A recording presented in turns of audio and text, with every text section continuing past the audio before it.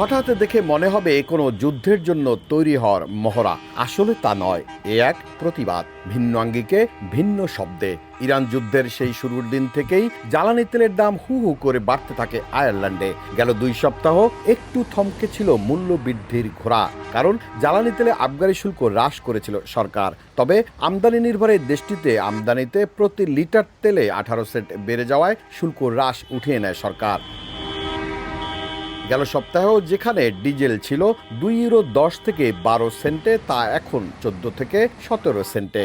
আর পেট্রোলের দাম এখন প্রতি লিটার €1.91 থেকে €1.93। জ্বালানি বিশেষজ্ঞরা বলছেন আগামী সপ্তাহে এই মূল্য আরও বৃদ্ধি পাবে।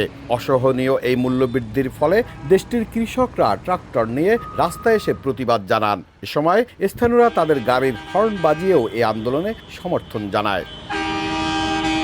এদিকে বিরোধী দল সিন féin তেলের এই মূল্য বৃদ্ধিতে সরকার আরও কি পদক্ষেপ নিতে পারে তার আলোচনার জন্য জরুরি সংসদ অধিবেশন ডাকার পরামর্শ দিয়েছে।